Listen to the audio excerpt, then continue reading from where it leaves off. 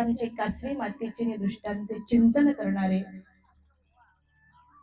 त्या ज्ञानियाचे निदर्शने पापा होती पुरश्चरणे त्याचा अभेर न करावा कवणे भरतीने वंदावे तसे मम गुरुवर्य परमपूजनीय परमादरणीय परमश्रद्धेय महाराष्ट्राधिकरण विद्वत रत्न साहित्याचार्य ईश्वराला आवडते असलेले प्रातस्मरणीय गुरुवर्य मोठे मामाजी वांबोरे सादर दंडवत प्रणाम करते.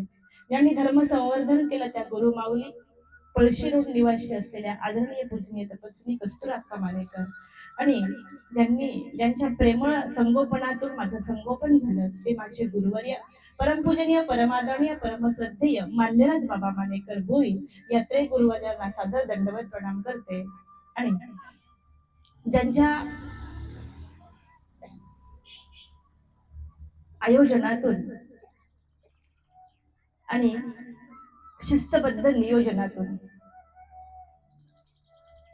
विधीच्या वेगळं कधी ज्यांना बघितलं जात नाही, सकाळीच्या 3 वाजेपासून सायंकाळच्या 10 वाजेपर्यंत एकही क्षण ज्यांचा देवाला न आठवता जात नाही अशा विधीमध्ये बांधलेले स्वस्त श्री सर्व उपमा योग्य परावर जाणते सभेचे शृंगार विद्येचे भंडार ईश्वरास आवडते प्रेमास पात्र असलेले खर तर माझ्यासारख्या काजव्याची निवड एका ज्ञानसूर्याने करावी आणि काजव्याचा प्रकाश बघावा आणि माझ्यासारख्याने त्या ज्ञानसूर्या पुढं काजव्याचा प्रकाश दाखवण्याचा एक अल्पशा प्रयत्न करावा. आणि म्हणून ज्यांनी माझी निवड केली आणि आपल्या सर्वांचं खऱ्या अर्थाने निपाणीकर किंवा या पंचक्रोशीत असलेली सर्वच नामधारक वासनिक आपल्या सर्वांच्या भेटीचा योग ज्यांनी आणून दिला आणि धर्म साधना करण्यासाठी धर्म संवाद करण्यासाठी धर्म प्रबोधन आपल्या सोबतीने साधण्यासाठी ज्यांच्यामुळे योग आला ते परमपूजनीय परमादरणीय परमश्रद्धेय विद्वत रत्न शिदोरी आश्रमाचे संचालक संस्थापक आदरणीय श्रद्धे विराम मुने बाबा अंकुणेकर एकदा सर्वांनी बाबांसाठी टाळ्या वाजवायच्या. आदरणीय पूजनीय तपस्विनी सर्व तपस्विनी साधक वृंद आदरणीय असे संत महंत भिक्षुक वासने आणि आपण सर्वजण चतुर्विध साधनातला एक धागा ज्या धाग्याने आपण देवाशी नातं जोडणार आहोत ज्या धाग्यामुळे आपण ईश्वराशी सुरिकेचा सांधा जोडलेला आहे अशा सर्व नामधारक वासनिकांना माझा साष्टांग दंडवत प्रणाम. आजचा आपला सप्ताहाचा कोणता कितवा दिवस आहे?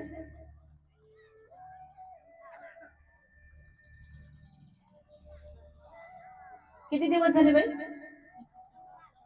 हा 5 दिवस झाले, 4 दिवस झाले का? असं आजचा आपला सप्ताहाचा 4था दिवस. गेल्या 3 दिवसापासून आपण धर्म संवादातून काल आपण कोणाचं चरित्र बघितलं? हा सांग बाई. हा सांग ना, तू सांग. उठ उठ, हात वर केला, उठ उठ उठ. हा सांग ना, 1 रुपया देईन नंतर तुला. हा ओके, टाळ्या वाजवा मंडळी. एकदम बरोबर, माईबाई सांग.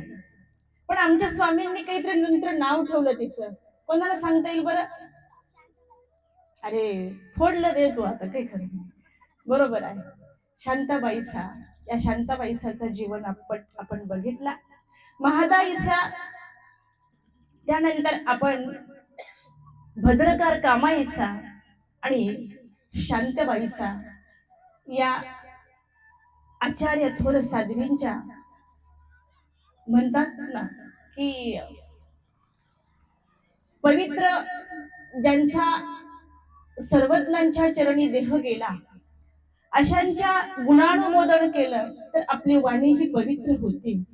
हा तर वाणी पवित्र करण्याचा प्रयत्न होता. वास्तविक त्यांचं जीवन आणि त्यांनी समर्पण केलेलं आपण शब्दातही मांडू शकणार नाही. अशा थोर थोर साध्वी आपण बघितलेल्या आहेत. आज मात्र आपण एका वेगळ्या कथेकडे जाणार आहोत, कारण तुमचा आणि माझे आजचा हा सप्ताहातला 4था दिवस आणि 4थ्या दिवसातलं हे माझ्यासाठी शेवटचं सत्र आहे. उद्या धर्म प्रबोधनामध्ये मी आपल्या सेवेमध्ये नसणार आहे. आणि म्हणून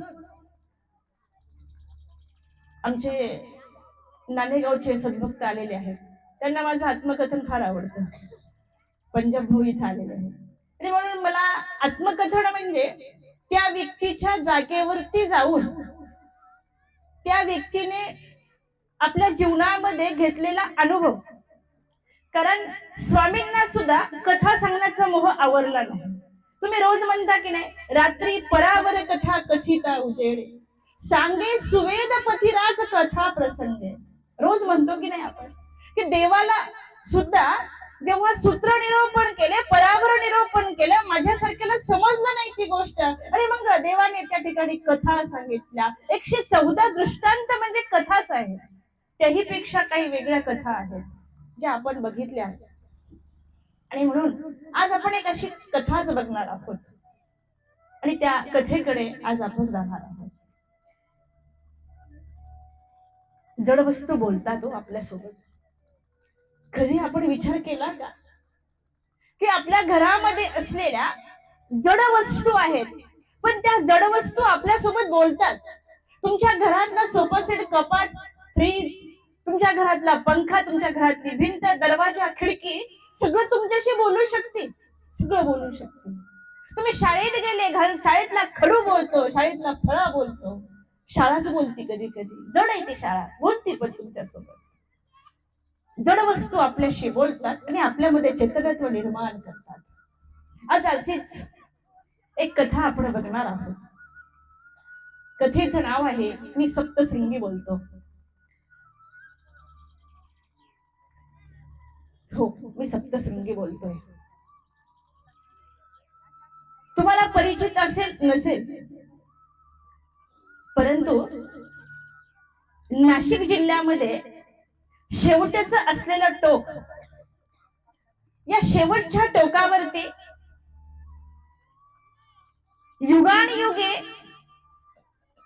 विस्तृत जागेवरती कधीच न हलणारा असा मी सप्तशृंगी. कधी हलत नाही, कधीच हलत नाही. जेव्हा केव्हा महासंवार होईल आणि या महासंवारात काय होईल मला सांगता येत नाही, परंतु युगानुयुगे त्याच जागेवरती विस्तृत आकाराने मी त्या जागेवरती बसलेलो आहे. सप्तशृंगी का म्हणतात मला, तर ही सह्याद्रीची 7 शिखरे आहेत. एक एक शिखर माणसाच्या नजरेत सुद्धा पुरणार नाहीत एवढी उंची असलेली या शिखराची. एखाद्याने बघण्याचा प्रयत्न केला, त्याच्या डोळ्यामध्ये मी सामावत नाही एवढा मोठा उंचीचा असलेला सप्तशृंगी म्हणतात मला. आणि एक सप्तशृंगी का म्हणतात, की माझ्याकडे येत असताना एक एक शिखर 7 शिखर ओळीने आहेत, 7 शिखर आहेत, म्हणून मला सप्तशृंगी बोललेलं आहे. आणि एक सप्तशृंगी का म्हटलेला आहे, त्याचा एक एक पडदा 7 आहे. 7 पडदे निघतात, एका मागे एक, एका मागे एक, असा असलेला मी सप्तशृंगी. विस्तीर्ण आकाराचा भव्य दिव्य एका जागेवरती पडलेला. चैत्र महिना, एप्रिल मे सारखा महिना येतो आणि संपूर्ण गावात त्या ठिकाणी सुकल्या जातं, वाळून जातं. अंगाची लाही लाही उठते, कण फुटल्या जातो. कोणी विचार करत नाही, माझा कोणीच विचार करत नाही. अंगाची लाही होते. आता हा सप्तशृंगी बघायला कोणीच येत नाही, कोणीच येत नाही. एरवी प्रेक्षणीय स्थळाची आवड असलेला माणूस जेव्हा चैत्र महिना येतो, झाडांना पालवी फुटते आणि मृग नक्षत्र येतो आणि पावसाच्या सरी माझ्यावरती बरसतात आणि मी आनंदित होतो, मनोमन सुखावल्या जातो, आनंदित होतो. पावसाच्या सरी पडल्या, आता कुठेतरी शांत वाटायला लागलं. आणि या सप्तशृंगीच्या शिखरावरती पडणारा पावसाचा तो ढगाचा असलेला थेंब, आता ते पडणाऱ्या ढगाचं पाणी माझ्याच दिशेने वाट काढत काढत खाली सागराला जाऊन मिळतं, सागराला मिळतं. एवढ्या उंचीचा असलेला मी आता त्या शिखरावरून पडणारं पाणी आणि त्या पाण्याचा चाललेला लोट, अतिशय सुंदर निसर्गाचं असलेलं ते दृश्य पाहण्यासाठी आता मात्र माणसांचा समुदाय येतो, माणसांचा समुदाय येतो. ते पडणारं दृश्य, तो धबधबा बघतात आणि माणसं मनोमन सुखावल्या जातात, मनोमन सुखावतात. पाणी मात्र माझ्याच पोटातून वाट काढत काढत खाली येतं, समुद्रात मिळून जात. म्हणून माझ्या कितीतरी रांगा अशा झालेल्या आहेत की ज्या पावसाने पांढऱ्या शुभ्र झालेल्या आहेत. वैशाख महिना येतो, ज्येष्ठ महिना येतो आणि आषाढामध्ये तर संपूर्ण जणू काही अंगावरती हिरवी गार शाल पांघरलेली आहे.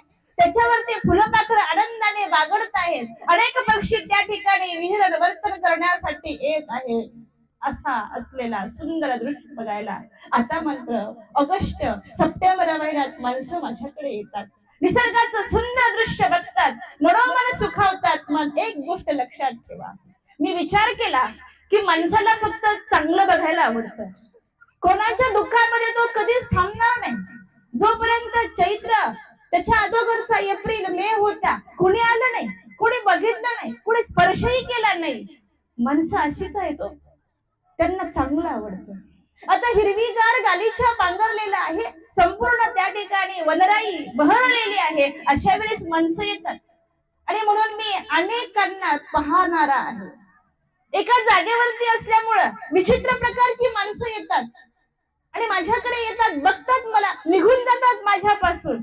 कुणी फोटो काढतात, कुणी तिथे आपल्या सुंदर जागेवरती बसतात आणि वनभोजन करतात, तर कोणी त्या ठिकाणी आपल्या प्रेमाच्या हितगुज गोष्टी करतात. म्हणून अनेकाच्या प्रेमाचा साक्षीदार मीच. मला माहित आहे इथे आल्यानंतर लोक काय बोलतात. अनेकाच्या प्रेमाचा साक्षीदार मी नाही, तर कोणाच्या सुखाच्या गोष्टी इथेच होतात, तर कोणाच्या दुःखाच्या गोष्टी सुद्धा इथेच होतात. सकाळ झाल्यानंतर माणसांनी यावं, या ठिकाणी सगळी वनराई बघावी, दृश्य बघावं, मनोमन आनंद घ्यावा, फोटो काढावी, सेल्फी काढावी, दृश्य बघावं. आणि सायंकाळ होताच क्षणीच खूप सुंदर दृश्य आहे अशी बघणारी माणसं आता निघून जातात. कोणी थांबत नाही हो मुक्कामाला, कोणीच थांबत नाही. मी विचार केला, माणसांचं असंच आहे, त्यांना फक्त चांगलं बघायला आवडतं. प्रेक्षणीय स्थळ बघतात, पाहतात, निघून जातात, कोणीच थांबत नाही. आणि विचार असा केला, तेवढ्यामध्ये मात्र एक व्यक्ती या दिशेने येताना दिसला. पांढरे शुभ्र कपडे अंगावरती आहेत, पांढरे शुभ्र कपडे अंगावरती आहेत, हातामध्ये खूप मोठी जपमाळ आहे, जपमाळ आहे आणि खांद्यावरती एक पथरी घेतलेली आहे, हातात कमंडलू घेतलेला आहे. आणि बस आता त्या व्यक्तीचा प्रवास सुरू झाला. मी उंच असल्यामुळं येणारा व्यक्ती माझ्याकडे दिसत होता, पाहत होतो, बघितलं. अनेकांच्या सारखा हा पण असेल असं मनामध्ये वाटलं, पण तसं घडलंच नाही हो, तसं घडलंच नाही. ही व्यक्ती मात्र भर पायऱ्या चढून डोंगराचा कपार ना कपार शोधत शोधत शोधत शोधत आता माझ्यापर्यंत पोहोचली. शिखरावर आली ही व्यक्ती. मी विचार केला की ही व्यक्ती आता खाली उतरून जाणार कधी, अंधार पडल्यानंतर. पण तसं घडलंच नाही हो. इतरासारखी ही येणारी व्यक्ती अजिबात नव्हती, इतरासारखी नव्हती. आणि मी विचार केला हे कोण असेल बरं. पाहिलं त्यांच्याकडे, काहीच कळत नव्हतं, माणूस आहे का बाई आहे, स्त्री आहे का पुरुष आहे, काही समजलं नाही. मात्र कमालीची प्रचंड प्रसन्नता त्यांच्या चेहऱ्यावरती बघितली. आतापर्यंत माणसं बघितली होती, माणसाचा चेहरा बघितला होता. चेहरा शोधणारी माणसं आपण पाहतो की नाही. आपण चेहरा शोधतो, प्रसन्न असलेला चेहरा आपल्याला आवडतो आणि सात्विक चेहरा आवडतो, आनंदी चेहरा आवडतो. आनंद आणि प्रसन्न आणि सात्विक चेहरा त्या महात्म्यांचा होता. मात्र अनेक माणसं येत असताना कोणाचा दुःखी चेहरा होता, कोणाचा सुकलेला चेहरा होता, कोणाच्या चेहऱ्यावर 12 वाजलेले होते, कोणाचा चेहरा ओरबडलेला होता. अनेक विचित्र प्रकारचे चेहरे होते. मात्र हा चेहरा खूप सुंदर चेहरा होता. मी मनोमन सुखावलं, आनंदित झालो. काय संत, संतांचा चेहरा काय सुंदर आहे. आणि संतांनी माझ्याच त्या ठिकाणी असलेली एक कपार आहे, डोंगरामध्ये एका जागेवरती कपार तयार होते आणि त्या कपारीमध्ये या संतांनी जागा शोधली जिथं साप येऊन राहतात. अशा ठिकाणी या संतांनी जागा शोधली, सुंदर कपार बघितली, आपली पथरी त्या ठिकाणी टाकली आणि अनेक सारखे हे गेले नाहीत, त्या जागेवरती आपली पथरी टाकली. आता त्या ठिकाणी आपल्या जवळ असलेला एक पदर हातरला आणि त्या जागेवरती दोन नमस्कार घातले. मी विचार केला, कोण असेल बरं हे? अहो, सप्तशृंगी बघणारे माणसं आहेत, सप्तशृंगीला दृश्य पाहून निघून जाणारी माणसं आहेत. मात्र सप्तशृंगीवरती आल्यानंतर नमस्कार घालणारा पहिला संत मी बघितला आणि म्हणून मी पण आनंदित झालो. आज कुठेतरी समाधान वाटायला लागलं. संतांनी नमस्कार घातला, दोन्ही हात जोडले आणि भगवंताला त्या ठिकाणी प्रार्थना करायला लागले. ते संत काहीतरी पुटपुटत होते, मला काही कळालं नाही, पण पुटपुटत होते. थोड्या वेळाने ते संत पुढे गेले. त्या डोंगरातून पाझरणार, माझ्याच पोटातून निघणार पाझरणार पाणी संतांनी बघितलं. स्वतः जवळच एक पांढरा शुभ्र कपडा काढला, दोन बोटामध्ये धरला आणि असलेल्या कमंडलू मध्ये ते पाणी त्यांनी गाळून घेतलं. गाळून घेतलं, डोंगरातून निघणार पाझरणार पाणी गाळून घेतलं आणि बस आता आले. परत स्वच्छ हात धुतला, कमंडलूतल्या पाण्याने हात स्वच्छ धुतला. आता पथरीतून काहीतरी काढला, हातावरती ठेवलं आणि त्यांनी आपल्या कपाळाला ते नमस्कार केले. मी मात्र बघत होतो, उघड्या डोळ्याने बघत होतो, काय करत असतील हे. आतापर्यंत बाया कपाळा टिकली लावताना बघितलं, बाया कपाळाला सिंदूर भरताना बघितलं, हे काय करत असतील. आणि त्यांनी एक सुंदर असा काळ्या प्रकारचा एक ओटा काढला आणि त्या ओट्यावरती वंदन केलं आणि डोळ्यातून अश्रूंच्या धारा वाहू लागल्या. आता लक्षात आलं की हे काहीतरी वंदन करतायत, कुठेतरी वंदन करतायत, काहीतरी त्यांच्याकडे असलेला तो देव असेल, त्या देवपूजा असेल, त्या देवपूजेला ते काहीतरी नमस्कार करतायत. मी बघत होतो. आता संतांनी परत तो आपल्या पृष्ठी देवपूजा ठेवून दिली, परत दंडवत घातले आणि हातामधले गाठी घेतली, जपमाळ घेतली आणि बस परत हात जोडून त्या ठिकाणी प्रभूचं चिंतन करू लागले. एक दिवस गेला, 2 दिवस गेले, 3 दिवस गेले. आनंद वाटायला लागला, मलाही समाधान वाटायला लागलं. संतांच्या स्पर्श जेव्हा माणसाला होतो, संतांचा स्पर्श जेव्हा माणसाला होतो तेव्हा वाईट माणूस चांगला होतो, पण संतांचा स्पर्श माझ्यासारख्या एका दगडाला झाला, काय होईल हो माझं? मी विचार केला की असा मी आनंदित कधी झालो नव्हतो, एवढा प्रसन्न मला कधी वाटलं नव्हतं. पण संतांचा हा स्पर्श मनोमन आनंद करीत होता, मनोमन प्रसन्न वाटत होतं. आता इथं येणारे सगळे पक्षी, इथं राहणारे सगळे वाघ, सिंह, हत्ती, सगळे जे काही प्राणी होते तिथे, ते प्राणी एकमेकांचं वैर विसरून गेले होते. एकमेकांमध्ये असलेला वैरदावा तिथे राहिलाच नव्हता. मात्र संत दररोज प्रार्थना करत असताना डोळ्यातून अश्रू गळायचे आणि मग माझ्या लक्षात आलं, संत भल्या पहाटे उठायचे, प्रभूचं चिंतन करायचे आणि एवढा मोठा 1000 किलोमीटर उंच असलेला सप्तशृंगी तेवढा खाली उतरायचे. गावाच्या त्या सप्तशृंगीच्या खाली असलेला जो गाव आहे त्या गावामध्ये भिक्षेला जायचे, भिक्षा घेऊन यायचे आणि परत तेवढा सप्तशृंगी चढून वर यायचे. एवढा सप्तशृंगी चढून वर यायचे. मी विचार केला, मी किती दुर्दैवी आहे, मी किती दुर्दैवी आहे. इथेच जर माझ्याजवळ काही असतं तर या संतांना मी भिक्षा वाढली असती. एवढा सप्तशृंगी खाली उतरून जावं आणि मग यांनी भिक्षा मागावी, मग परत वर चढावं, एवढा परिश्रम करण्यापेक्षा मीच जर भिक्षा दिली असती तर. पण मी कुठे हो, माणसा इतकं पुण्य मी कमवू शकत नाही, माणसा इतकं दान मी देऊ शकत नाही. वाईट वाटलं माझ्या मनाला की माणसं खूप चांगली आहेत, ज्यांना दान करण्याचा हक्क आहे, ज्यांच्याकडे आहे ते देण्याचं दान या संतांच्या भिक्षेच्या पात्रामध्ये देण्याचं भाग्य फक्त माणसांना आहे, माझ्यासारख्याला नाही. वाईट वाटलं या गोष्टीचं.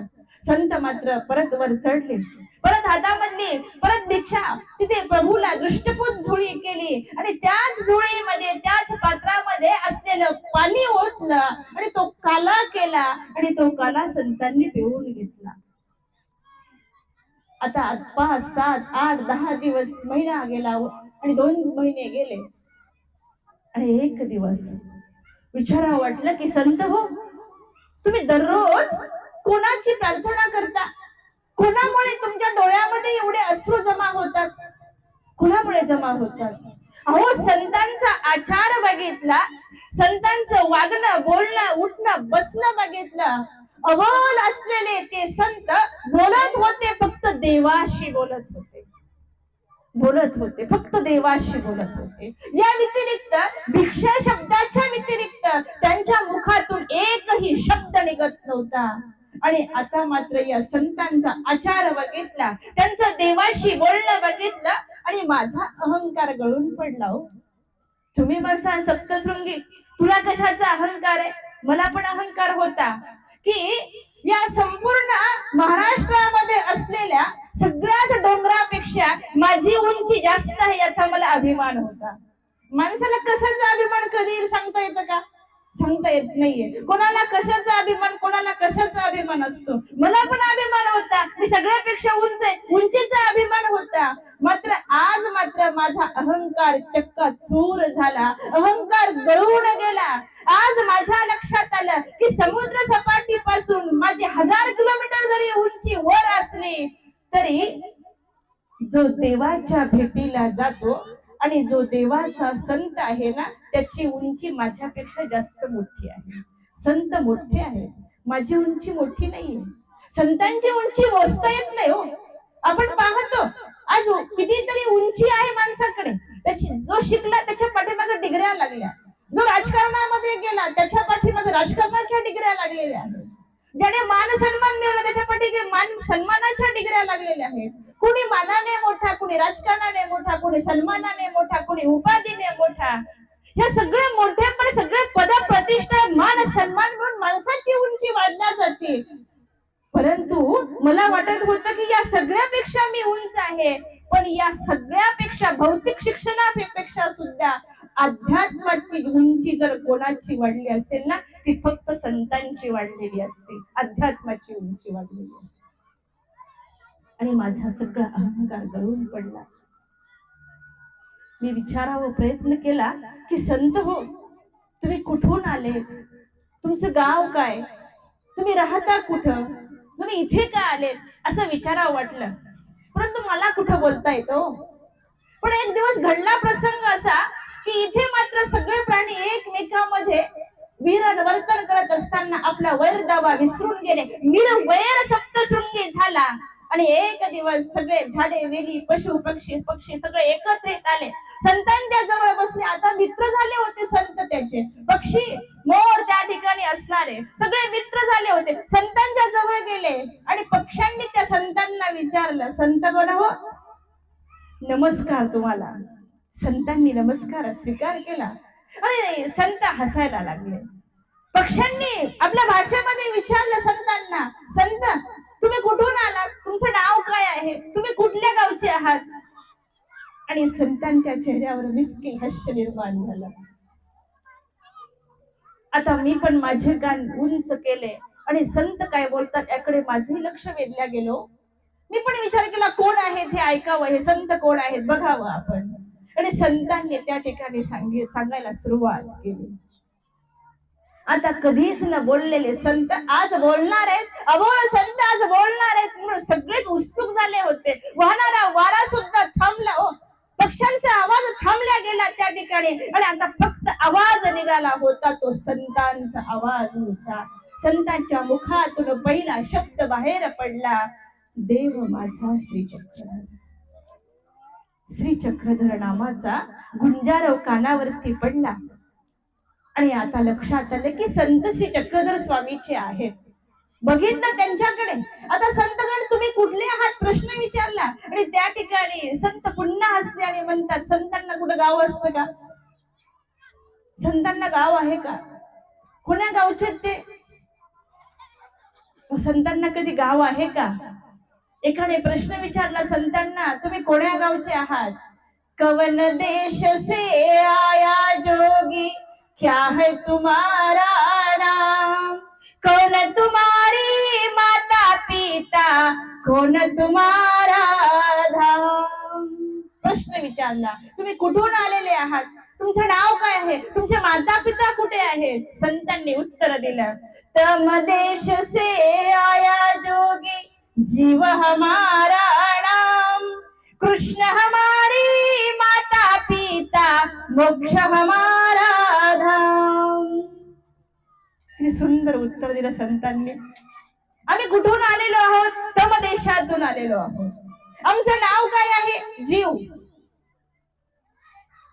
कधी ऐकलं होतं का तुम्ही? आपण कुठून आलो? सगळे तम देशातून आलो. आणि आपले माता पिता कोण आहेत? कृष्ण माझी माता, कृष्ण माझा पिता, बहीण बंधू चुलता कृष्ण माझा. कृष्ण हमारी माता, कृष्ण हमारा पिता. आणि कुठे तुमचं गाव कोणतं आहे? मोक्ष हमारा धाम. आमचं गाव कोणतं आहे? मोक्ष. बाबा कोणत्या गावचे तुम्हाला माहित आहे का? अजून माहित नाही तुम्हाला? बाबाचं गावच माहित नाही. बाबा तुम्हाला सांगणार सुद्धा नाही, कारण हे विश्वचे माझे घर आहे. संतांचं गाव कोणतं आहे? हे विश्व त्यांचं माझं घर आहे. संतांना गाव नाही, संतांना गाव नाही. परत विचारलं, अनेक विचारलं की काही कारण मुंड मुंडाया, काही कारण कंथा, काही कारण झोली पत्थर, काही कारण दंडा. प्रश्न विचारला परत की संतगण हो, तुम्ही हे मूड मुंडाया हे का बरं काढून टाकले केस? खाऊन काढतात वो केस. विचार केला का तुम्ही कधी? बाबांनी सकाळी सांगितलं केसात खूप सौंदर्य दडलेलं आहे म्हटले. केसाचा कधी विचार केला का तुम्ही? मग का बरं काढले जातात केस? केस काढल्यानंतर 3 फायदे. कोणते 3 फायदे सांगू का नको? नाही तर कोणी काढायची तयारी करत परत पंचायत. केस काढल्यानंतर 3 फायदे होतात. सांगू सांगू बर. दीदी म्हणते सांगूनच द्या, तर सांगून देते केस काढल्याचे काय फायदे. मुंड मुंडा आहे 3 गुण. लक्षात घ्या बरं का. मुंड मुंडा आहे 3 गुण. शिरकी मिटे खाज. काय होतं? तुम्ही जर सगळं काढून टाकलं तर खाज काय होती? मिटून जाते. मुंड मुंडा ये 3 गुण, शिरकी मिटे खाज, खाने को तो लड्डू मिले लोग कहे महाराज. लक्षात आलं तुमच्या? किती फायदा आहे हा? दृष्टपर फायदा आहे. मोक्ष बाजूला ठेवा, दृष्टपर फायदा आहे. तुम्ही केस काढून टाकले, शॅम्पू लागत नाही, तेल लागत नाही, काय म्हणतात त्याला, केसाला काय लावायचं असतं? पिना बक्कर रबर आमक ढमक टमक काहीच लागत नाही. काहीच लागत नाही, कुठलंच नाही. हेअर पैकी कोणतंच लागत नाही. ब्युटी पार्लर मध्ये जायची गरज नाही. मोड मोडा ये 3 गुण, शिरके मिटे खास. आणि अजून महत्वाचं आहे, खाने को तो रोज पंक्ती आहेत, खाने को तो लड्डू मिले, दक्षिणा देऊन परत. आणि अजून काय महत्वाचं आहे? लोक काय महाराज म्हणजे बाबा आले, बाबा आले, बाबा आले. होतं की नाही असं? विचारला हाच प्रश्न की संतगण हो, की तुम्ही अशा पद्धतीने का बरं हे मुंड मुंडलेलं आहे? काही कारण मुंड मुंडाया, काही कारण कंथा, काही कारण झोली पत्थर, काही कारण दंडा. का बरं हातामध्ये काठी घेतलेली, का बरं झोळी घेतलेली आहे? संतांनी उत्तर दिलं त्या ठिकाणी. किती सुंदर उत्तर आहे. स्वामी कारणे मुंड मुंडाया, शीत निवारण कंथा, भिक्षा मागणे झोली पत्थर, कुत्त निवारण दंडा. संतांनी उत्तर दिलं की माझ्या देवासाठी मी हे मुंड मुंडलेलं आहे, माझ्या देवासाठी हे केस काढून टाकलेली आहे.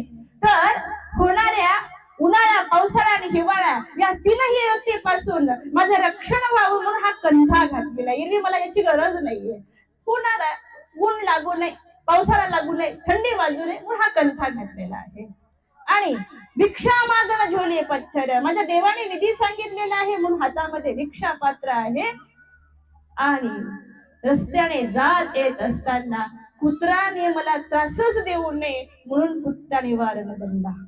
आज लक्षात आलं की संत हे कशामुळे यांनी सगळं जीवन समर्पित केलेलं आहे. सगळे ऐकत होते, सगळे ऐकत होते, मात्र एका जणांना राहवलं नाही पक्षाला. आणि त्यांनी विचारलं, आता बघितलं संत खूप सुंदर बोलतायत, सगळे आकर्षित झाले, शब्दाकडे वेधल्या गेले. आणि लक्षात आलं हे पुरुष नाही, ही तर कोणीतरी स्त्री आहे. मात्र सगळं अंगावरचा वेश मात्र पुरुषासारखा आहे. परत विचारलं, पण संतगण हो असं होऊच शकत नाही, सांगा ना तुम्ही कुठले आहात? आणि हो संत, तुमच्या डोळ्यामध्ये अश्रू का येतात? असं कोणतं दुःख, असं कोणतं शैल्य तुम्हाला बोचतंय? सांगा ना संतगण हो. कोणाचा विरोध झाला का कोणी तुमच्यावर नाराज आहे का कोणी तुम्ही कोणाला दुखवून आलेत, असं कोणतं शैल्य आहे सांगा ना संत. आता संत सांगू लागले, ऐकायचंय तुम्हाला? पक्षी म्हटले हो, वेली म्हणल्या हो, झाडे म्हटले हो, सगळं हो म्हणायला लागले. आणि संतांनी सांगितलं, मी महेश्वर पंडितांची कन्या आहे. कोण हे महेश्वर पंडित? म्हणजे मी आचार्य नागदेव आचार्यांची नात आहे. आचार्यांची नात. आचार्य कोण? महानुभाव पंथाचे पहिले आचार्य. त्या आचार्यांची मी नात आहे. आचार्यांची नात. मग तुमचा प्रवास इकडे कसा झाला? आता सांगायला सुरुवात केली. महेश्वर पंडितांनी, मला 3 भाऊ, मी एकच मुलगी होती आणि माझं लग्न माझ्या बाबांनी केलं, पण बालवयातच वैधव्य प्राप्त झालं म्हणून मी परमार्गामध्ये आले. परमार्गामध्ये आल्यानंतर आचार्यांच्या निंदाला अवस्था नव्हतं. आचार्यांना बघितलं, ते माझे आजोबा नव्हते. आजोबा आणि नातं बाजूला ठेवलं आणि त्यांच्यामध्ये असलेला भगवंत श्री चक्रधर स्वामींचा आचार आणि विचार बघितला. त्यांचं उठणं आणि बसणं बघितलं.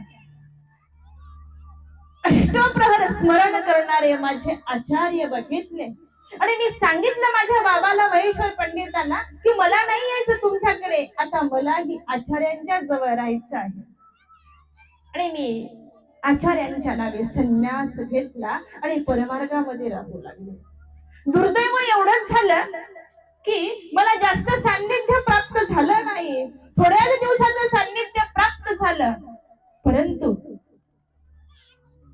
आचार्य त्या सन्निधानामध्ये आचार्यांकडून मला जे प्राप्त झालं, जे ज्ञान मला मिळालं, त्या ज्ञानाने मला दुःख झालं की मी लवकर परमार्गामध्ये यायला पाहिजे होतं, लवकर संन्यास घ्यायला पाहिजे होता, लवकर समर्पण करायला पाहिजे होतं. उशीर झाला आपल्याला. संसारामध्ये आपण आपला जन्म, प्रथा जन्म गेला पापी या जीवाचा, मीच वैरी झालो, मी स्वघात केला, चूक झाली माझ्याकडून असं लक्षात आलं. आणि एका क्षणामध्ये त्या ठिकाणी मी सर्वस्व त्यागलं आणि आचार्यांच्या नावे संन्यास घेतला. परमार्गामध्ये आता अटन विजन भिक्षा भोजन नित्यविधी संग सांगात भेट शुश्रूषा सगळं आचार्य शिकवत होते. आचार्यांकडून काही धडे घेतल्या जात होते. जाणारे लोक मला मात्र बिढार सांभाळायला ठेवायचे आणि कवीश्वर व्यास, दामोदर पंडित, केशराज व्यास, गोपाळ पंडितासारखे पंडित विद्वान त्या ठिकाणी बघितले. अहोरात्र आचार्यांशी चर्चा करताना बघितले. अष्टोपहर स्मरण करताना आचार्य बघितले. तर दररोज केशराज व्यास, दामोदर पंडित आणि राघववास अखंड चिंतन करताना बघितले. तर दामोदर पंडिताचं विरहपर गीत बघितलं. हिराईसाची विरक्त वृत्ती बघितली. कुमरे रेमाईसाचा निस्पृह त्याग बघितला. आणि माझ्या लक्षात आलं किती सुंदर आहे इथे. इथलं आचरण, इथलं विहरण, इथलं वर्तन, इथलं उठणं, इथलं बसलं सगळं देवासाठीच आहे. एक क्षणही देवाचं नाव घेतल्याशिवाय जात नाही. आणि मी विचार केला, पण सान्निध्य प्राप्त झालं नाही, दुर्दैव आहे ते माझं. पण एक दिवस आम्ही सगळे भक्त मंडळी, सगळा परमार्ग आचार्यांच्या सोबत डोमेग्रामला गेलो होतो. मग काय झालं डोमेग्रामला गेल्यानंतर? थांबा, डोमेग्रामला गेल्यानंतर काय झालंय हे ऐकायचंय तुम्हाला. पण आता माझ्या देवपुरीची वेळ झाली. मी तुमच्यासोबत नेहमी गप्पा मारायला मोकळे नाहीये. बघा, संत विधीचे किती बांधलेले असतात. आणि आता सगळे पक्षी निघून गेले आपापल्या जागेवरती आणि संत आता देवपूजा करायला, प्रसाद सेवेची वेळ झाली म्हणून आपल्या जवळ असलेला तो प्रसाद काढला, तो विशेष काढला, हातावरती घेतला, त्याची सेवा केली 5 मिनिटं आणि आता तो विशेष त्यांनी परत आपल्या कपाळाला लावला. विशेष कपाळाला लावण्याचं आणि देवपूजा वंदन कशी करावी हे मी त्या संताकडे बघितलं. झेंडूबाम लावल्यासारखा विशेष कपाळाला लावायचा नाहीये. आपण लावतो विशेष कपाळाला, कसा लावतो? पटकन घेतो, देऊन टाकतो पलीकडे दुसऱ्याच्या हातामध्ये. नाही घेणं त्याला खुलवून सांगतो, घे ना पटकन, कळत नाही का किती वेळ धरायचा मी हातामध्ये देव, म्हणतो की नाही आपण? मात्र संतांचं तसं नव्हतं. 5 मिनिटं विशेष हातामध्ये घ्यावा, त्याची सेवा करावी. 2 मिनिटं विशेष कपाळाला लावावा, परत 5 मिनिटं सेवा करावी आणि डोळ्यातून अश्रूंच्या धारा निघाव्यात. संतांनी आता आपली प्रसाद सेवा चालू केली आणि संत म्हणू लागले, संध्या सुवेळा समयी परचक्र पाणी बीजे करी अनुचरा समवेत सर्वा गंगा तटी विचरतु स्थित आसनी जो भिक्षा सुपाक विविधा स्वीकरी परात्मा. संपूर्ण पूजावसर म्हणला, आनंदाच्या लहरी निर्माण झाल्या, वातावरण प्रसन्न झालं, निसर्ग आनंदमय झाला, वातावरण अनुकूल झालं आणि संतांचा पूजावसर झाला, आरती झाली, सुंदर मूर्ती वर्णन संपन्न झालं. संतांनी दंडवत घातले, आपलं नामस्मरण केलं आणि परत सगळे वेली पशी पक्षी परत संतांच्या जवळ आले. परत विचारले, सांगा ना डोमेग्रामला काय झालं? ऐकण्याची उत्सुकता लागली होती. झाला प्रसंग असा की आम्ही सगळं 700-500 गुरुकुळ आचार्यांच्या समवेत त्या ठिकाणी गेलो. या पंथाचे दुसरे आचार्य कवीश्वर व्यास सुद्धा सोबत होते. आम्ही सगळे तिथे पोहोचलो. आचार्यांनी आपल्या खिशातून काहीतरी बाहेर काढलं, एक सुपारी. ती सुपारी शिन्नस्थळीवरती ठेवली आणि आचार्यांनी दोन्ही हात जोडले आणि शिन्नस्थळीला वंदन केलं. आचार्यांच्या डोळ्यातून अश्रूंच्या धारा वाहू लागल्या. मी बघितलं की आता सर्व संपूर्ण गंगाद्र नमस्कार केला. त्यावेळेस आचार्य रडले नाही, त्यावेळेस आचार्यांना दुःख झालं नाही. शिन्नस्थळीवरच आचार्य का रडले असते? शिन्नस्थळीवरच आचार्यांनी वंदन केल्यानंतर एवढं दुःख का झालं असेल आचार्यांना? कवली ठाई काही विशेष, कवली ठाई काही विशेष, ते अवघे विशेष डोमेग्रामला. संपूर्ण काय विशेषता असेल ते डोमेग्रामला आहे. आणि मी आमच्या आचार्यांच्या जवळ गेले, दंडवत केला, विनतकंदर झाले आचार्यांना आणि विचारलं, आचार्य शिन्नस्थळीवरती तुम्हाला काय दिसलं बरं? असं काय बघितलं तुम्ही शिन्नस्थळीवर? मी विचारल्यानंतर आचार्यांच्या डोळ्यातून अनेक अश्रूंच्या धारा वाहू लागल्या आणि आचार्य त्या ठिकाणी सांगतात, नागाई ही गोष्ट सांगायची नसते, नको विचारू तुम्हाला. नाही आचार्य, मी कोणाला सांगणार नाही. सांगा ना तुम्हाला काय दिसलं शिन्नस्थळीवरती? नागाई नको विचारू, मी तुला सांगणार नाहीये. नाही आचार्य, मी कोणालाच सांगणार नाहीये. सांगा ना काय झालं तुम्हाला, ते काय बघितलं तुम्ही असं शिन्नस्थळीवरती? आणि त्या ठिकाणी आचार्य नागाईसाला सांगतात, जे मी बघितलं ना, जे मला दिसलं ना, ते तू कोणाला सांगू नको. नाही, मी कोणालाच सांगणार नाही, कोणालाच नाही सांगणार. अजून एक आवर्जून सांगतो तुला, कवीश्वर व्यास चिकित्सक वृत्तीचा आहे, जिज्ञासू आहे, तो तुला नक्की विचारेल. सांगू नको कवीश्वराला. नाही सांगणार, कोणालाच नाही सांगणार. सांगा ना आचार्य काय बघितलं तुम्ही? आणि आचार्याने सांगितलं, अगं मला या शिन्नस्थळीवरती गोसाव्यांचं अनुभूतीयुक्त दर्शन झालं. गोसाव्यांचं दर्शन झालं? हो, गोसाव्यांचं अनुभूतीयुक्त दर्शन झालं. मला होईल का? का नाही होणार? आपण तेवढी प्रार्थना केली, तेवढी विनंती केली, तेवढं दुःख केलं, तितकी अर्थ केली, निश्चित तो भेटणार आपल्याला. आचार्यांनी सांगितलं. लांबून कवीश्वर बघत होते, लांबून बघितलं कवीश्वर व्यासांनी आणि मला परत विचारलं, नागाई तुला कवीश्वर, तुला आचार्यांनी काय सांगितलं ग? काही नाही सांगितलं, विचारू नकोस. आचार्यांनी मला आज्ञा केलेली आहे, कोणाला सांगायचं नाही. आणि आता नागाईने प्रार्थना केली देवाची. मी विचार करू लागले की मला भेटेल का तो भगवंत? आचार्यांना भगवंत भेटले, ज्यांना 3.5 वर्ष सान्निध्य प्राप्त झालं, घडवलं मढवलं योग्य केलं, ज्यांचं शब्द ज्ञान चरित केलं, अप्रोक्ष ज्ञानाला प्राप्त केलं, इथपर्यंत नेऊन पोहोचलं. आचार्यांचं ठीक आहे, त्यांनी सर्वस्व देवाला अर्पण केलं होतं. माझ्यासारख्याला देव भेटेल का? मला देवाचं दर्शन होईल का? विचार करू लागले मी. आणि आचार्यांसारखीच मी ही दंडवत घालून प्रार्थना केली. मात्र घडला प्रसंग निघून गेला. आणि आचार्यांचं काही दिवसातच आचार्य ईश्वर दर्शनाला निघून गेलेले आहे. काय सांगावं तुम्हाला, पंथ पोरका झाला. या पंथाचा आचार्य, पहिला आचार्य ईश्वर दर्शनाला निघून गेलेले आहे. संपूर्ण परिवार दुःखिस्त झालेला आहे. आचार्य गेल्यामुळं प्रत्येकाला अनाथ वाटू लागलं, निराधार वाटू लागलं. आचार्यांच्या नंतर बाईदेव व्यासांनी 2 वर्ष या परमार्गाची धुरा सांभाळली.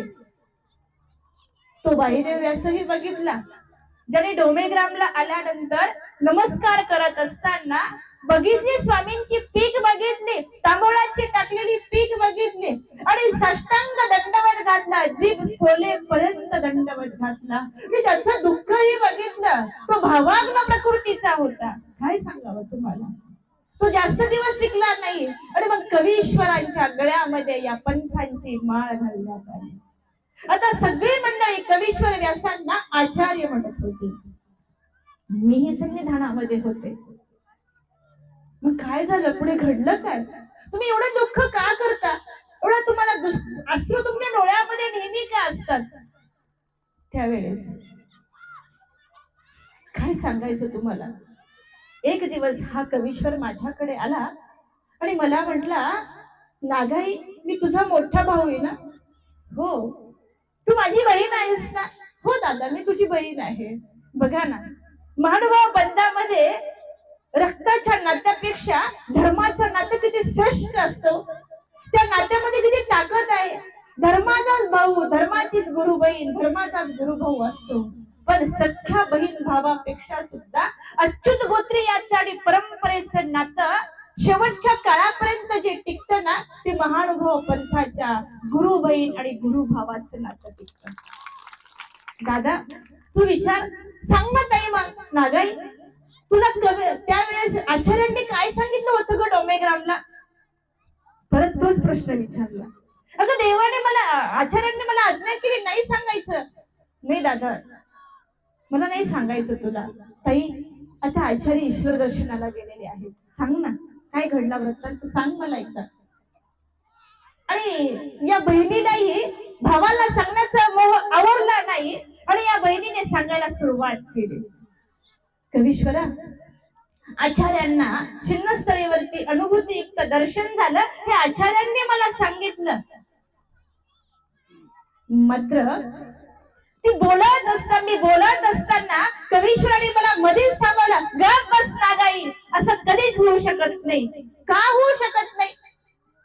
अगं देवाने सांगितलेलं आहे की मेल्याशिवाय देव दिसत नाही, मेल्याशिवाय देव भेटत नाही.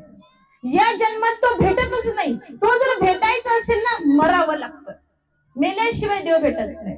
आणि तू म्हणते देव दिसला, नाही दिसू शकत. देवानेच सांगितलं, पुन्हा संबंध मी तुम्हाला भेट देईन. आता नवी संबंध सांगितलं आणि तू म्हणतेस अनुभूती दर्शन. मला नाही मानत तुझी ही गोष्ट. वाईट वाटलं. आचार्यांची आज्ञा भंग केल्याचं दुःख मला झालं. मी माझी पथरी उचलली आणि विजना लागले. आज भिक्षा मागितली नाही, आज भोजन नाही, आज काहीच नाही. मनामध्ये शल्य बोचत होते, मी चूक केल्याचं. माझ्याकडून एक चूक झाली. आचार्यांनी सांगितलं होतं, कवीश्वराला ही गोष्ट सांगू नको. तो विवेक बुद्धीचा आहे, तो जिज्ञासू आहे. तू प्रत्येक गोष्ट कस लावून तो तयार करतो, कस लावून घेतो, अन्यथा गोष्टीवर तो विश्वासच ठेवत नाहीये. मी चूक केली, मी उगाच सांगितलं कवीश्वराला. वाईट वाटत होत. 2 दिवस गेली, 3 दिवस गेली, 4 दिवस गेले आणि आता विचार केला की जावं आपणही देवाच्या भेटीला. काय करायचं इथे राहून तरी. आणि एक दिवस संध्याकाळी परमार्गामध्ये आले. सगळं 705 गुरुकुल बसलं होतं आणि कवीश्वराला हात जोडले. कवीश्वरा, येते रे मी आता, चालले मी आता. माझा दादा पटकन उठला आणि माझ्या जवळ आला. नागाई, मी बोलल्याचा तुझ्या मनाला खूप राग आला का तुला? काय करणार ग, मी पण कुठली गोष्ट विचारून करतो. आणि अनेक लक्षात ठेव, मी कुठल्याच अज्ञानाच्या गोष्टीच्या बहारी जात नाही. अनेक एक लक्षात ठेव, आधीच हा संपूर्ण जो समाज आहे ना, हा अज्ञानाच्या काळोखात आणि अंधश्रद्धेच्या भरकटत चाललेला आहे. अज्ञानाने आणि अंधश्रद्धेने भरकटत चाललेला समाज मला पावत नाही ग, आणि म्हणून मी प्रत्येक गोष्ट कस लावून घेत असतो. काय करणार ग, माझा स्वभावच तसा आहे. कदाचित तू म्हणते ते खरंही असू शकतं, परंतु मला विश्वास पटत नाही. त्यावेळेस मी कवीश्वराला म्हटलं, तुझंही बरोबर आहे, तू चुकीचा नाहीस दादा, तुझंही बरोबर आहे. तू विवेक चुडामणी आहेस, तू चतुर आहेस, तू कुशाग्र आहेस, तू विद्वान आहे, तू पंडित आहेस. मला माहित नाही का तू किती विवेक आहेस. अरे ज्या वेळेस आचार्यांनी ईश्वर दर्शनाला गेले त्यावेळेस गोपाळ पंडित म्हटले होते की ज्या जागेवरती आचार्यांचा निक्षेप केला, ज्या जागेवरती आचार्यांना ठेवलं तिथं आपण मंदिर बांधू. आणि त्यावेळेस तू सांगितलंस नाही, आचार्यांच्या ज्या जागी निक्षेप केला त्या जागेवर सुद्धा मंदिर बांधायचं नाही. तू निक्षून सांगितली ही गोष्ट. आणि एवढंच नाही, तू सांगितलं ज्या जागेवरती आचार्यांना मंदिर बांधलं तर इथून पुढे येणारा संपूर्ण महानुभाव पंथ, संपूर्ण समाज आपापल्या गुरुचं मंदिर बांधेल आणि देवाच्या मंदिरापेक्षा गुरुचे मंदिर जास्त होते. मला माहित नाही का रे, तू समाजाला अज्ञानामध्ये जाऊ देत नाही, अंधश्रद्धेमध्ये जाऊ देत नाही. तुझ्यासारखा आचार्य या पंथाला लाभला म्हणजे पंथाचं भाग्य आहे. खूप चांगला आहे दादा, तू तुझ्या जागेवरती खूप चांगला आहे. काही नाही, माझ्या मनाला काही वाटलं नाही, काहीच वाटलं नाही, मला काही वाटत नाही. पण जाते रे मी, आता किती दिवस राहणार, देव शोधण्यासाठी जाते. आणि सगळ्या परमार्गाला दंडवत केला, प्रसव मोडला, 2 दंडवत घातले. घडलं असेल माझ्याकडून अविधी, कोणाचं मन दुखावलं असेल, कदाचित कोणावरती रागावली असेल, आणि दंडवत घातला आणि गंगा तीराची स्थान वंदन करत करत करत करत मी आता या सप्तशृंगीवरती, या डोंगरावरती शेवटचा श्वास घ्यायचं ठरवलेलं आहे. आता लक्षात आलं की संत मरण्याची जागा शोधतात. संत जागा शोधतात ना, देवाला शोधतात असताना मरण्याची जागा शोधतात. ती जागा कुठे आहे, देवाने सांगून ठेवलेलं आहे, देशाच्या शेवटी जा, बस देशाच्या शेवटी गेल्याशिवाय मी तुम्हाला भेटणार नाही. म्हणून संतांनी जागा शोधली. आमचे या ठिकाणी पवार साहेब आलेले आहेत, संतांची जागा बघितली आम्ही त्या ठिकाणी 1 एप्रिलला. अतिशय सुंदर जागा. आचार्य नागराज व्यास कपाटेंनी ज्या जागेवरती आपला देह क्षेपला आणि ज्या जागेवरती त्यांनी अहिल्यानगरच्या मुधोळ पंतांसारखा एक वास्तविक त्या ठिकाणी घडवला, ती जागा आम्ही बघितली, पवार गुरुजींनी आम्ही. अतिशय सुंदर जागा आहे. संत जागा शोधतात, ती आपल्यासारखी जागा नाही हो. आपण जागा शोधतो, चुकीची जागा शोधतो, आणि मग आपल्याला कुणी म्हणतं सरक पलीकडे, माझी जागा आहे, सरक पलीकडे. आपल्या किती जागा बदलल्या, आपण बदलतो की नाही जागा. आपल्या जागा निश्चित नाहीये, निश्चित जागा नाही. आणि जागा निश्चित करायची असेल आपल्याला खरेदी करावी लागते, खरेदी करावी लागते. खरेदी करून मी चालत नाही, वारस हक्काने लिहून ठेवावी लागते, कारण दुसऱ्याने घेऊन नाही कोणी. संत जागा शोधतात, ध्रुव बाळासारखी अढळ जागा शोधतात, ज्या जागेवर कोणी कधी उठ म्हणत नाही, ज्या जागेवर कोणी हलवू शकत नाही, अशी सुंदर जागा संत शोधत असतात. ही जागा शोधली मी. आता लक्षात आलं, संत मरण्याची जागा शोधतात आणि मरण्यासाठी संत इथे आलेले आहेत. मला आनंद वाटला. लोक जगायला येतात, लोक बघायला येतात, संत मरायला आले, मरण्यासाठी आलेली आहे. मी आनंदित झाले, म्हणून मला सुखावलो. मी बघितलं संताकडे, जीवन बघितलं संताचं, आनंद वाटला माझ्या मनाला. आणि आता मात्र दररोज सगळे पशी पक्षी, सगळे झाडे वेली यायचे. आता कोणी कोणाशी भांडत नव्हतं, कोणी कोणाला मारत नव्हतं, कोणी कोणामध्ये वर दावा ठेवला नव्हता. आता इथला सरसरणारा वारा ही चक्रधर बोलत होता. आता इथला पशु पक्ष्यांचा चिवचिवाट ही चक्रधर नामाचा ध्वनी करत होता. तर इथे येणारे सगळे कधी कधी येणारे इथे गुरं चालणारे गुराखी यायचे, संतांच्या जवळ यायचे, कुणीतरी महान तपस्वी आहे म्हणून दर्शन घ्यायचे, निघून जायचे त्या ठिकाणावरून. तेही धन्य धन्य व्हायचे, अशा सत्पुरुषाचं दर्शन झालं म्हणून निघून जायचे. आता मात्र संत वार्धक्याकडे निघालेले आहेत. 5-6 महिन्या, 1 वर्षाचा कालावधी गेला आणि संतांना आता वार्धक्य प्राप्त झालं होतं. नववे मंडळी, वार्धक्य नव्हतं ते.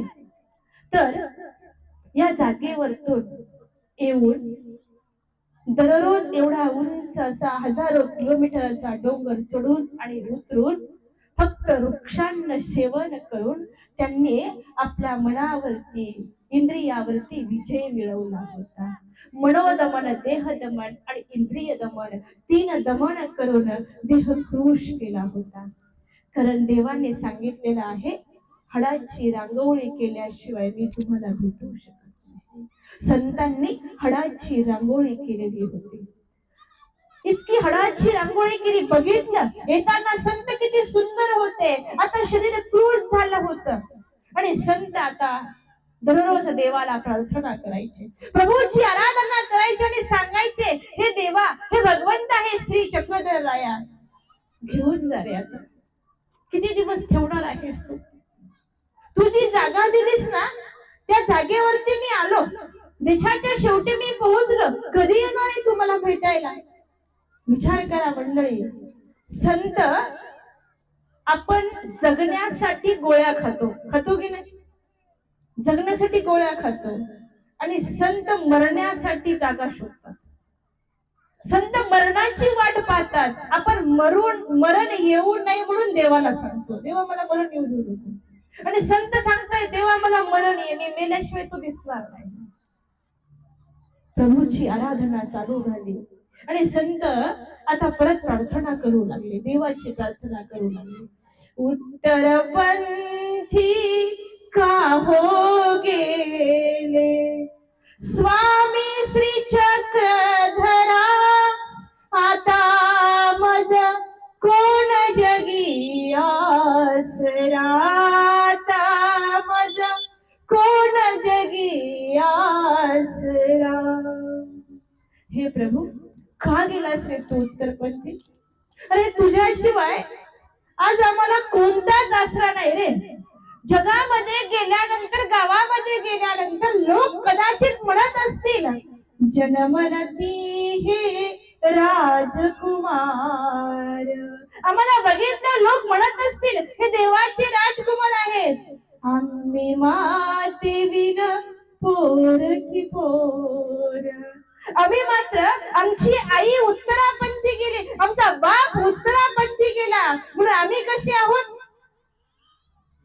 आई विना मूल जसं अनाथ असत ना, तसं माझा देव उत्तरापंथी गेल्यामुळं आम्ही अनाथ आहोत, अनाथ आहोत.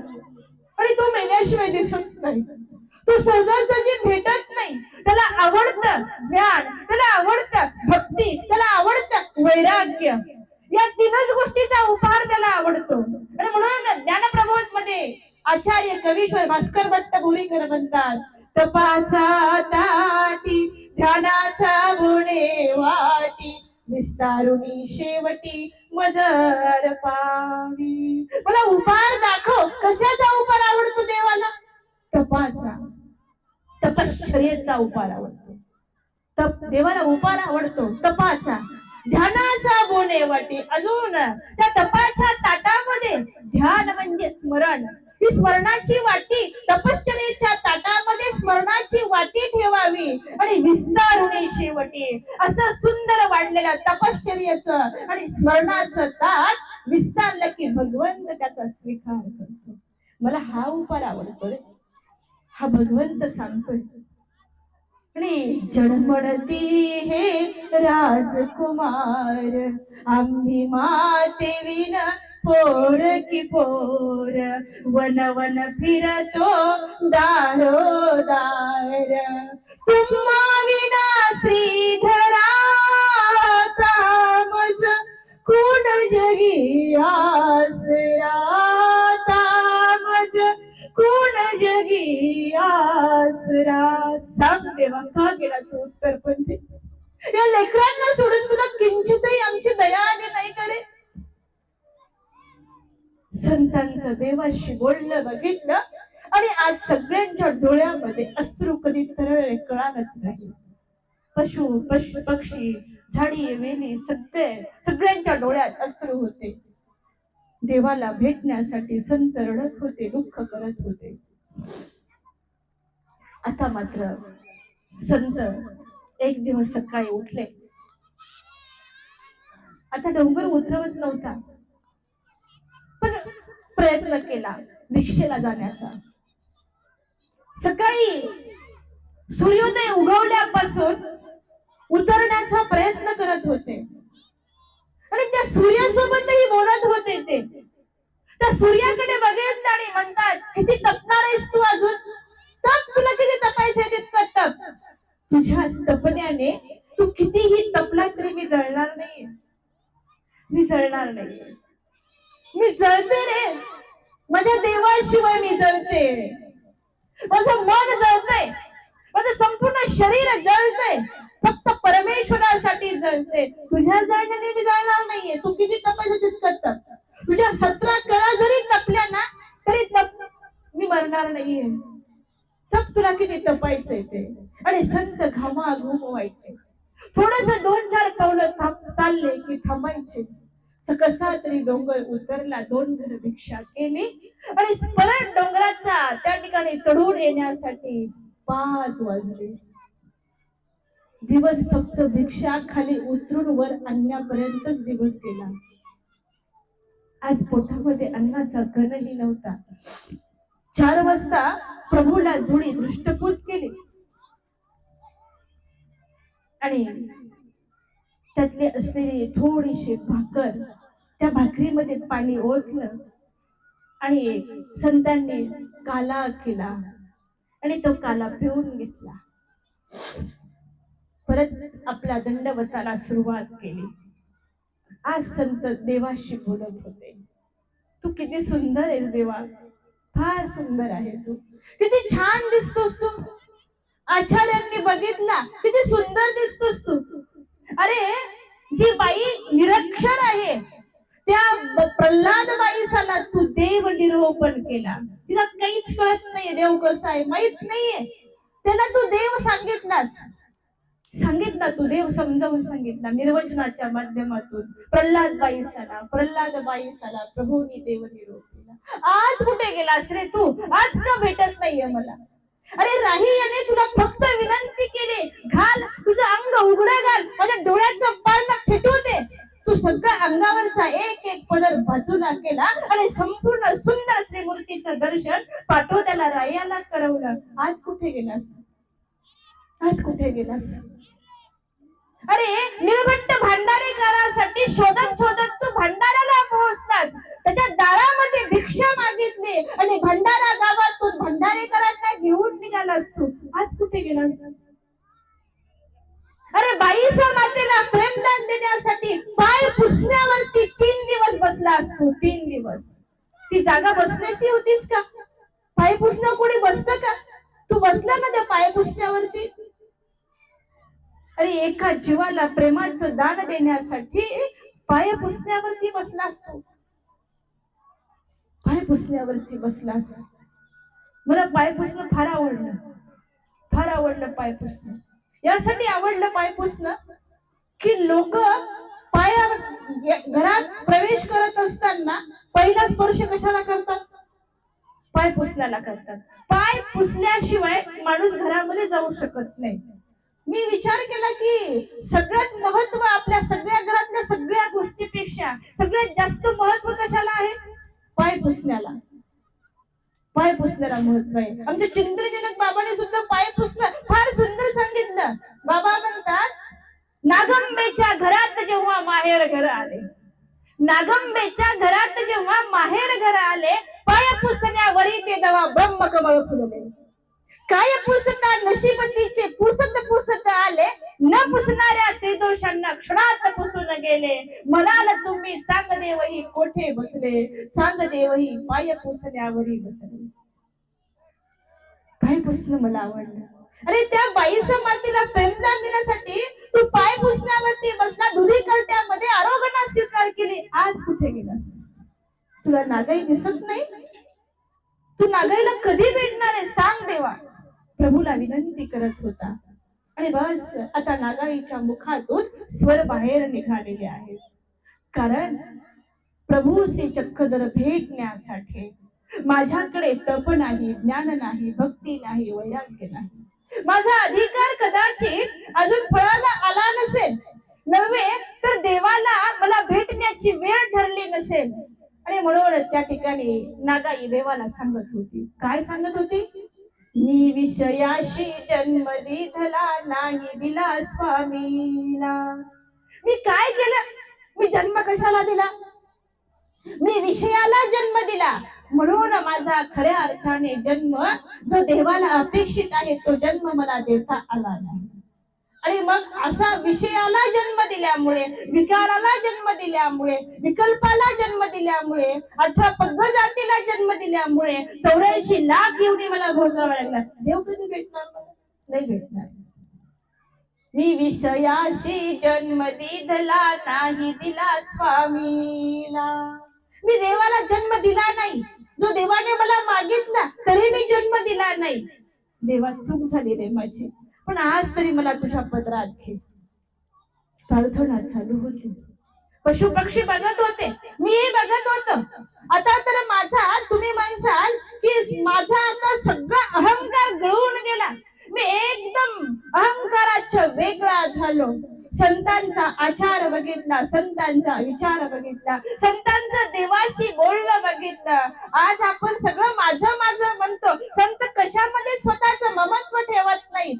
ममतेच्या, स्वदेशाच्या, संबंधियाच्या, स्वग्रामाच्या वेगळे संत होतात आणि फक्त देवाशी बोलतात, फक्त देवाशी बोलतात. अशी संत बघितले. माझा अहंकार बाजूला झाला आणि बस आता त्या संतांच्या जवळ जाऊन बसावं आणि 4 गोष्टी त्या संतांच्या ऐकाव्यात एवढं शिल्लक राहिलं होतं. मात्र संत वार्धक्याकडे चालल्यामुळे आता बोलत नव्हती, अबोल झाली होती, बोलत होती, देवाशी बोलत होती. कधी येणार आहे देवाला प्रार्थना करत होती, प्रार्थना करत होती.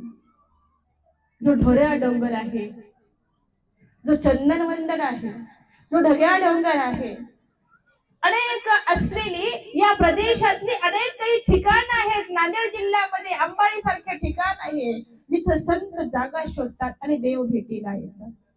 देवाला भेटीला येण्यासाठी जागा लागते मंडळी. इथे तिथे देव आपल्या भेटीला येऊ शकत नाही. आपण आपली जागा निश्चित केल्याशिवाय देवही भेटीला येत नाही. म्हणून जागा निश्चित केली. अचल मुरारी बासांनी जागा निश्चित केली, आचार्य परशुराम बासांनी जागा निश्चित केली, दंते गोपाळ बासांनी जागा निश्चित केली. देव भेटीला आले, त्यांच्या देव भेटीला आले, त्यांना घेऊन गेले, आपल्याकडे घेऊन गेले, चरणाकडे, कैवल्य पदाकडे घेऊन गेले.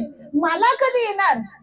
जनरहित गौवरी कपाटी मज घेऊन जावे, अंतिम श्वासी देवा माझ्या जवळी राहावे.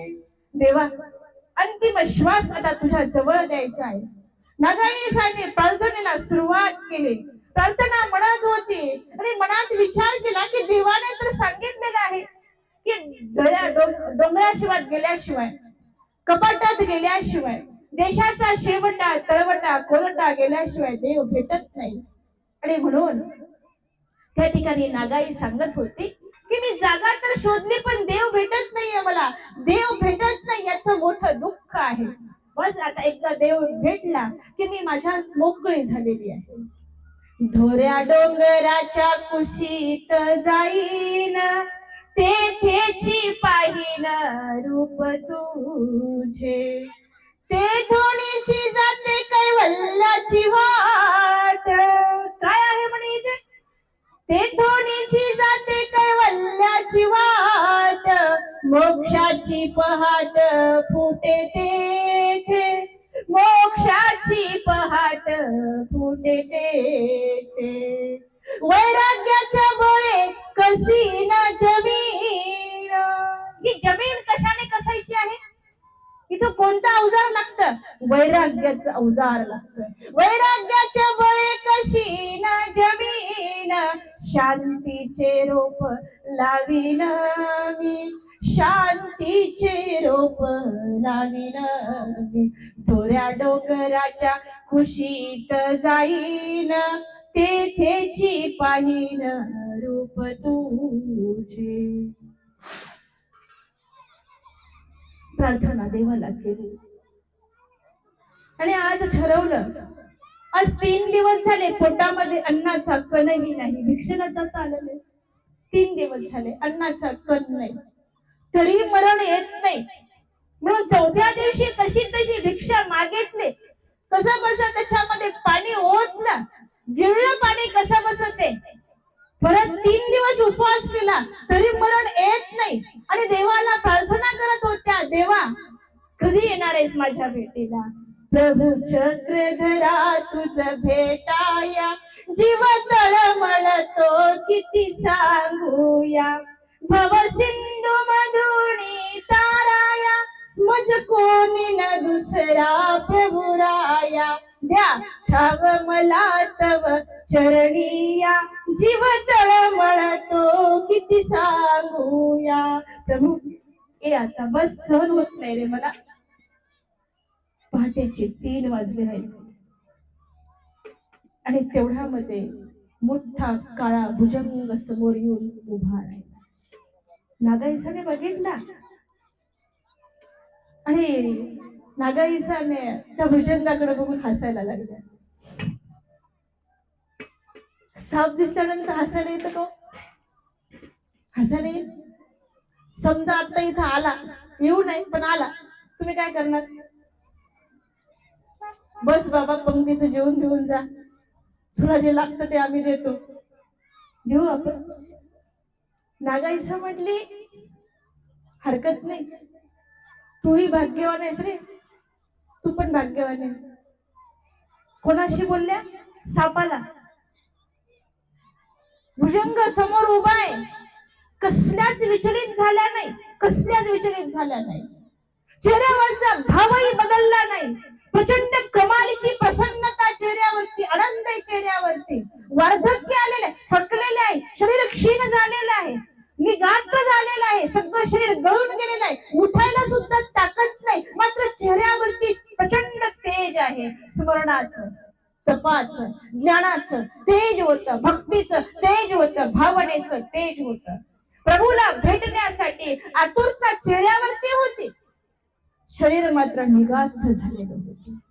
बघितलं आणि सापाला बोलायला लागला, तूही भाग्यवान आहेस. त्या ठिकाणी भुजंग म्हटलं असेल, मी कसा भाग्यवान आहे?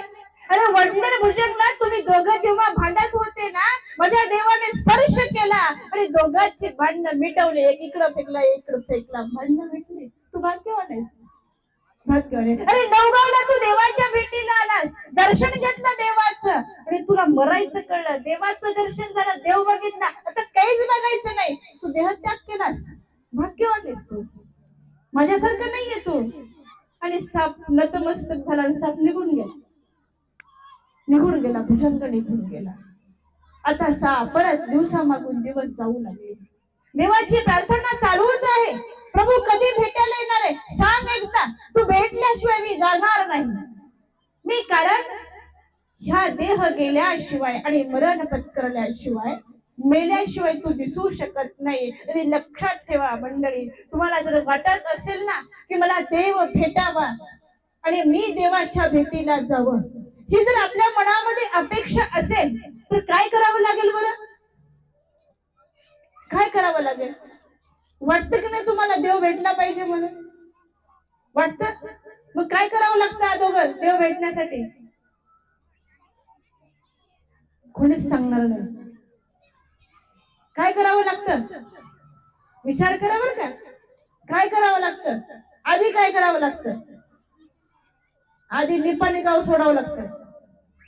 हा, निपाणी गाव आधी घर सोडा, मग सगळे घरातले गणगोत संबंधी सोडावं लागतील, मग निपाणी गाव सोडावं लागेल, आश्रमात यावं लागेल, अनुसरावं लागेल आणि अनुसरल्यानंतर देवासाठी मरावं लागेल, तेव्हा देव भेटतो. तसा देव भेटत नाही.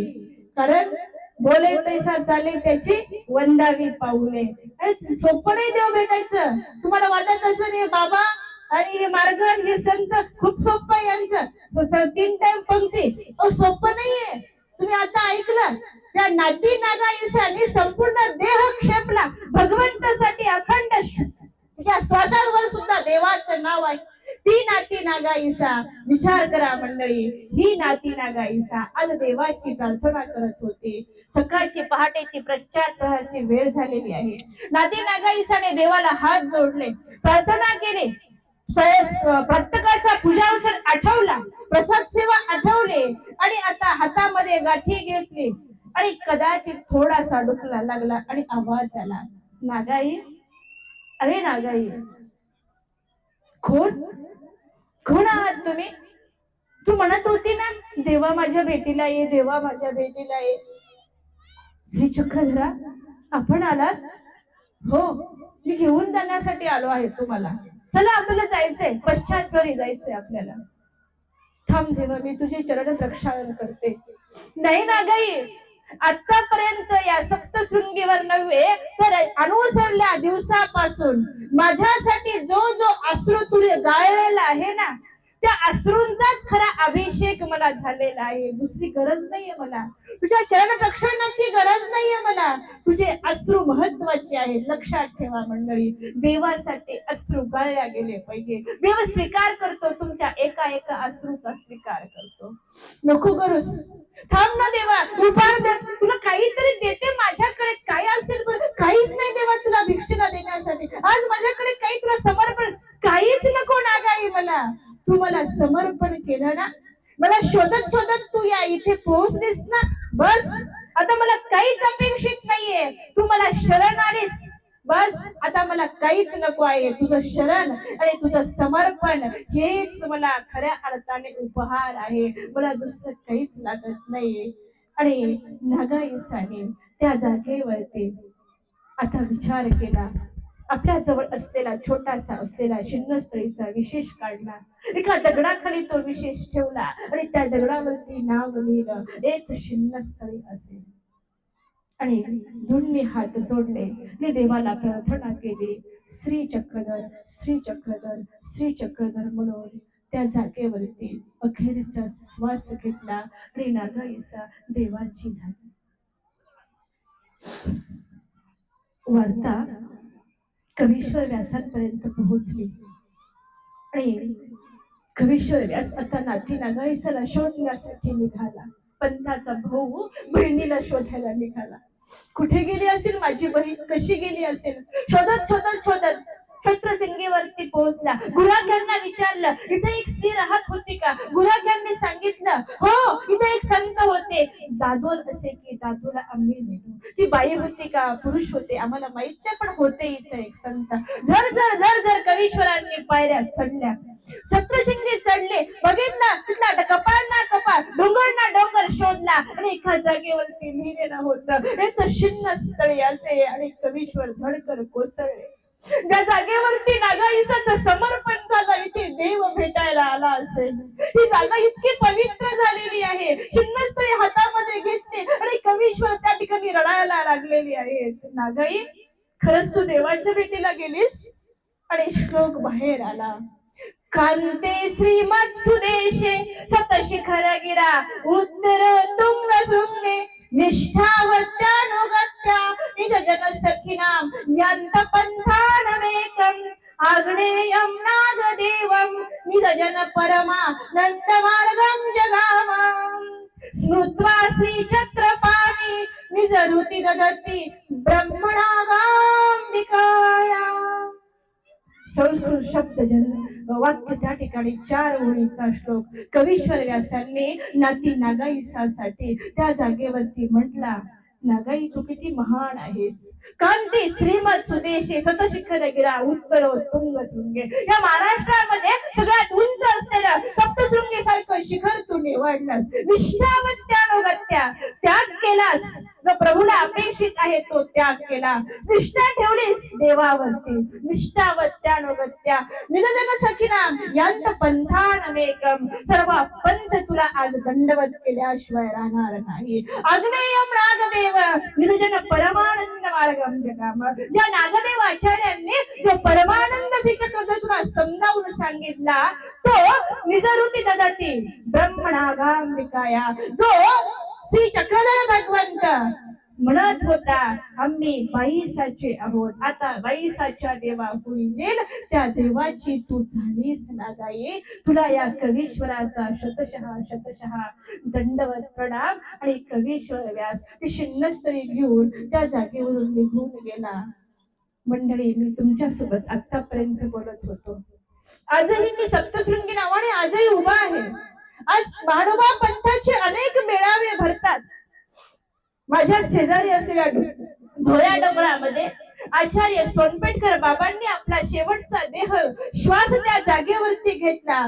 त्याच जागेवरती एक तपस्विनींनी आपला शेवटचा श्वास घेतला. पंत त्या ठिकाणी अखेरचा निरोप देण्यासाठी आले. आचार्य सोनपेठकर बाबा देवदर्शनाला गेले. त्या ठिकाणी एक माऊली तपस्विनी ज्या विदर्भ प्रांतातल्या होत्या, त्यांनी 7 वर्ष तपश्चर्या केली, त्याही देवदर्शनाला गेल्या. माळवा पंथाची अनेक सप्ते पोथ्या होतात, अनेक मेळावे भरतात.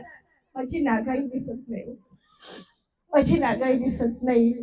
जर कदाचित तुम्हाला माझी नागाई दिसली, एखादी तपस्विनी दिसली, तर पुनश्च या ढोऱ्या डोंगराकडे माझी नागाई घेऊन या, एवढीच प्रार्थना करतो आणि या ठिकाणी थांबतो. सर्वांना तुम्हाला माझा साष्टांग दंडवत प्रणाम. तीना तीना गाईसी गेली सप्तशृंगाशी, पहा कैसे देह क्षेपिले, लाजविले तिने आम्हाशी. स्त्री असुनी आचरण केले, पुरुषार्थ आम्हा दावोनी. आचरू या विधी धर्माची, होईल प्राप्ती प्रेमाची.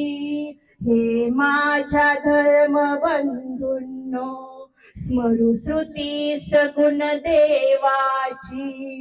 आठवू या स्मृती वीरांची, कसे देह क्षेपिले त्यांनी.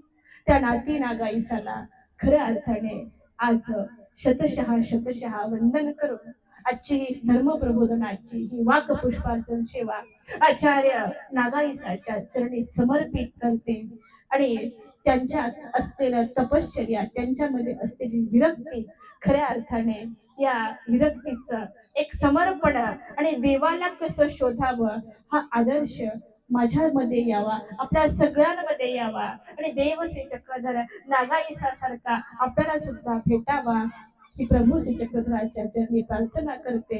आणि जाताना सांगते, नागाईसाच्या नावावर छत्रशिंगी गाव होतं. नाती नागाईसा कशी छत्रशिंगी तपलेली, वैराग्याच्या शिखरीचं जणू विद्युलता झाली. देवाची ध्यास तिला देवाचीच आस होती. मार्गरुडे मार्गामध्ये हीच गीत गात होती, मार्गरुडे मार्गामध्ये हीच गीत गात होती. त्या नागाईसाला पुनश्च वंदन करते. आणि हा आत्मकथन रूपी सप्तशृंगी बोलत असताना कदाचित या ठिकाणी मी तुम्हाला मगाच सांगितलं की विद्वत रत्न परमपूजनीय परमादरणीय परमश्रद्धेय जे गावोगावी जाऊ निस्वार्थाने निरहेतुक कुठलंही मानधन न घेता प्रत्येक गावाला पोहोचतात. गावातल्या भक्तापर्यंत, त्या भक्तातल्या मनापर्यंत, मनातल्या हृदयापर्यंत देव श्री चक्रधर समजावून सांगतात. असं निर्व्याज कार्य ज्यांचं चालू आहे, ते कार्य थांबत नाहीये. मला वाटतं आताच फक्त शिदोरी आश्रम आता या 7 दिवसाच्या कार्यक्रमासाठी इथे असेल, नाहीतर अखंड त्यांचं परिभ्रमण चालू असतं. अटल निजन भिक्षा भोजन निद्रा स्मरण सेवा या आपल्या साधनेच्या माध्यमातून देवश्री चक्रधर समजावून सांगत असताना बाबांनी माझ्यासारख्या एका काजव्याची निवड केली आणि आपल्या सगळ्यांसमोर आणलं. खरं तर बाबांच्या पुढे मला अधिकवृत्ती घडलेली आहे. मी देवाला प्रार्थना करेन की देवा एकच कर, अधिक वृत्ती घडूची नये, सदा सेवावे, प्रत्येक क्षणाला त्याग घडावा, मन पावन व्हावे. बाबाजी, आपण मला या ठिकाणी 4 दिवसात धर्मप्रबोधनासाठी या ठिकाणी बोलवलं. खरोखर आपल्या मनाची उदारता आहे, परंतु आपल्या समोर उच्च आसनावर बसून मी निरूपण करावं इतकी ज्ञानी मात्र मी नाहीये, पण आपल्या मनाचा मोठेपणा आहे. कारण लेकराचे बोबडे बोल कौतुके, जशी ज्येष्ठ माणसं ऐकतात तसे माझे बोबडे बोल या 4 दिवसामध्ये आचार्य प्रभू बाबाजींनी ऐकलेले आहेत. म्हणून अधिक वृत्तीची या ठिकाणी बाबांना माफी मागते. आपल्या सर्वांना 4 दिवसांमध्ये बोलत असताना कोणाच्या भावना दुखवल्या असतील तर कोणाची मुलगी म्हणून, एखादा कुणाला तुम्हाला एक असेल तर मला दुसरी समजा, आणि एखाद्याला नसेलच तर त्यांनी मला मुलगी माना, पण मला क्षमा करा. इथे सर्व निपाणीकर या पंचकृषीतून आलेली सर्व सद्भक्त मंडळी आहेत, सर्व माझ्या माऊली ज्येष्ठ आहेत, सर्वांची इच्छा होती मी निपाणी गावामध्ये यावं, परंतु निपाणीकरांचं दर्शन शिदोरी आश्रमामध्ये होतं, म्हणून निपाणीमध्ये येण्यासाठी थोडासा वेळ मिळाला नाही. पुनश्च कधीतरी आपल्या निपाणी गावामध्ये येण्याचा योग परमेश्वर श्री चक्रधर आणून देतील.